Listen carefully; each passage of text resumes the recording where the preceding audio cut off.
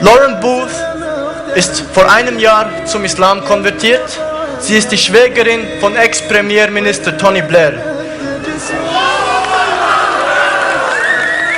Sie musste dies am eigenen Leib erfahren. Sie ist eine bekannte Journalistin und als ihre Konversion bekannt wurde, haben die Medien sie durch den Dreck gezogen.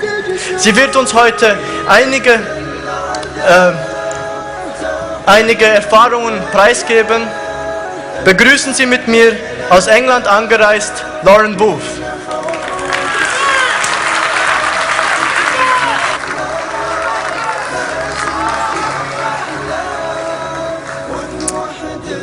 In the name of Allah, the most merciful, the most beneficent. Assalamu alaikum. Bonjour. Et grüezi.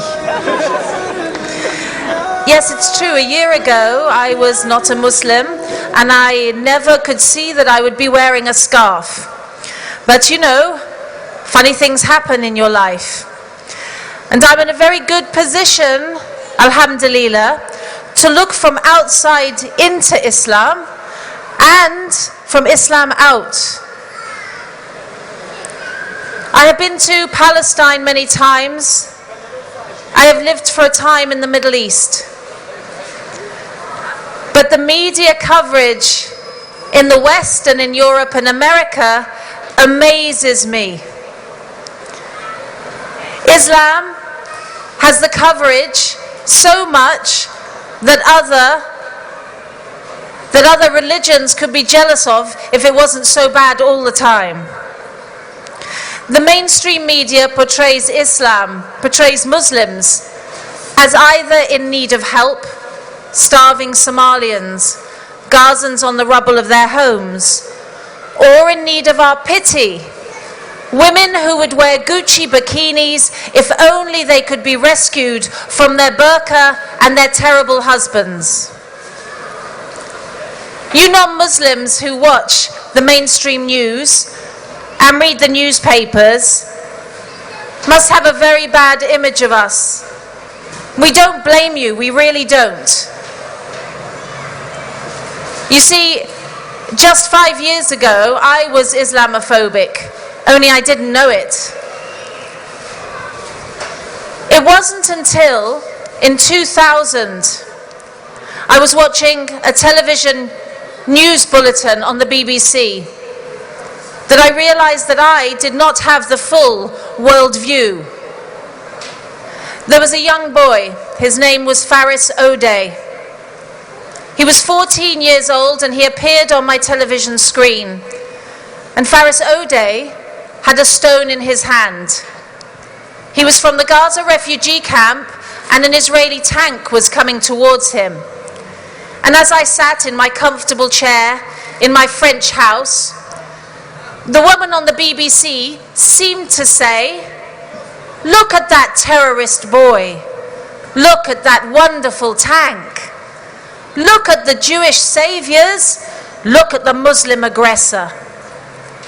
But all I could see was a boy with a stone, afraid, trying to protect his family in any way he could. And so I became curious. We can remember in the 1970s a photograph of the young girl in Cambodia. She had napalm on her back and she was running screaming from American fires. Well, that image changed the world. We should all know the name of Faris O'Day as we know the name of Anne Frank. For 10 days after that photograph of the Muslim boy with the stone who was bad, he was shot in the neck by an Israeli sniper and he died, aged 14. That was my first awakening to how we are misled concerning who is the aggressor in the world and who is the victim in our world. It took me until 2005, though, to have the courage to go to Palestine. I went to cover the elections there, where Mahmoud Abbas was elected. And it wasn't until I passed my first checkpoint, a checkpoint that revealed to me the people there are living under apartheid, that I realized that I was afraid of Arabs and I was scared of Muslims. And guess what? Arab Muslims with guns, even in their own country, really scared me. At one point I found myself in a lift with the guards for Mahmoud Abbas because I was going to interview him. Very tall Palestinian guards, there to protect the next president. One of them said into their walkie-talkie, Bukra, inshallah, salam alaikum. And in my mind, I thought, I've seen this film, and it doesn't end well for the white woman. Perhaps all the brother was saying was, how is your son? Happy birthday. But so ingrained had the idea of Islam and terrorism and Arab terrorism been in me, that even when I was in Palestine that first day, I had doubts. But alhamdulillah, 24 hours in the Holy Land with the best Muslims in the world, and I realized there was a whole other world out there. And I never had that fear again. I only had a love for the people of Palestine and an understanding of their struggle, inshallah.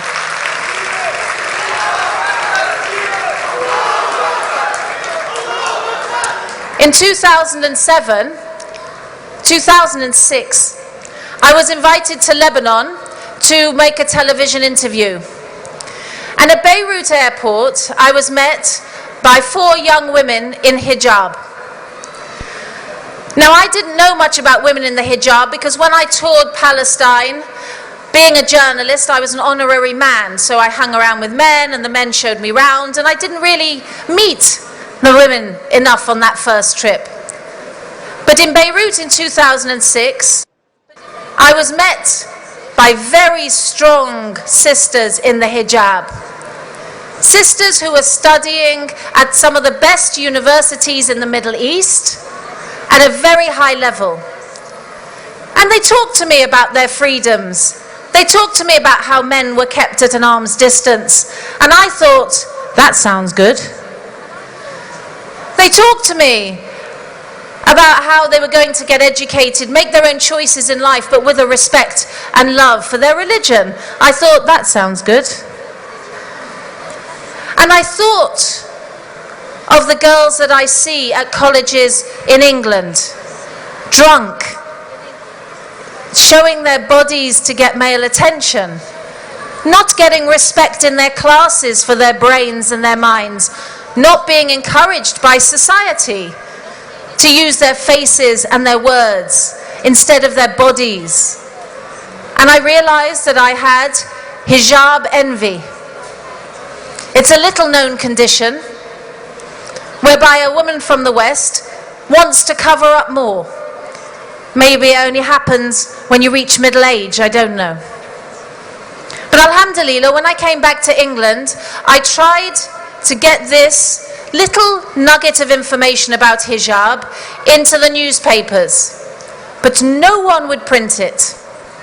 Not one magazine, not one Sunday magazine, not one national newspaper. Nobody would listen to a woman from the West applauding the hijab as modesty.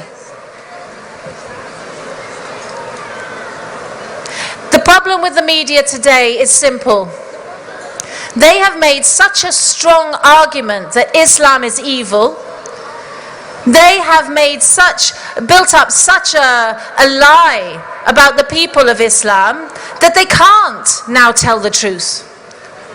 To suddenly say to people in Europe, actually, all the people who follow Islam in Europe, they're really nice people, they're family people, you should respect them, would be like reading all of the Harry Potter books, getting to the end and finding out Voldemort was a goodie. It's not possible for them to do it, even the editors who want to do it. What I've seen in my career is that the attention levied levied on Islam and Muslims most often takes the form of blowing a major story out of all proportion. This is done to mislead the public, to bring in an environment of fear across Europe and America. I'll give you an example. Anybody remember the Ground Zero Mosque controversy in America? That story was whipped up by right-wing bloggers and Islamophobes. And it was picked up by CNN, NBC and Fox News and became the Ground Zero Mosque controversy. In fact, what was happening was that an approved Islamic center was going ahead with the blessing of the government. But that didn't matter. It was disrespecting the dead of 9/11. It was Muslims dancing on the graves of Americans. How did we get into a situation where a crazy blogger, a nobody, who describes in her own country Barack Obama as a drug-dealing jihadist, that she's making the news? And people believe this about Islam. Brothers and sisters, we have to forgive the people around us who may look at us aggressively, because really, if I just read the press, I'd be afraid of me. So what began as a laughable tirade becomes mainstream news.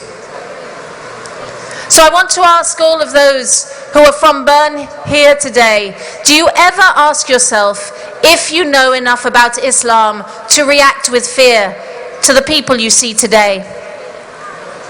Because I have to tell you, walking around this beautiful city centre this morning, I felt really, really uncomfortable.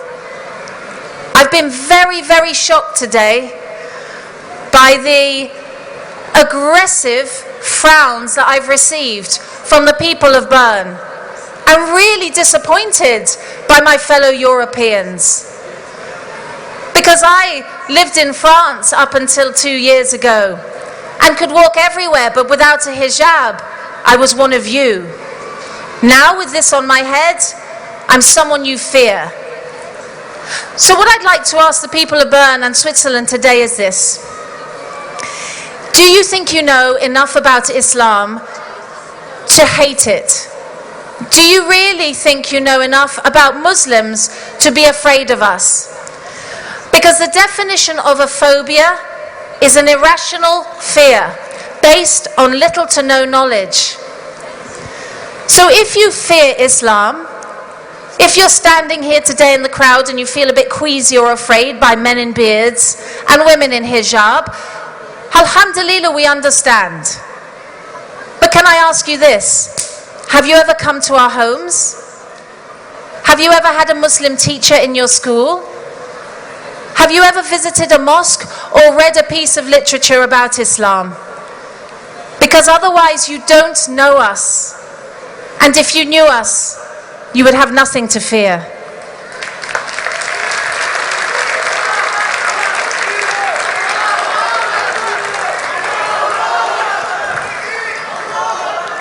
The last year has been an incredible experience for me, alhamdulillah. Traveling around America in hijab is very interesting. Islamophobia is in your face in America certainly when you go on the airlines. At every major airport, when I travel inside America, I get patted down. You know this? Madam, can we just pat you down? We're just going to pat you down, ma'am. This is done to create fear amongst other travelers. It's not to keep you safe. This is done to make us feel humiliated. It is not done to make us feel better.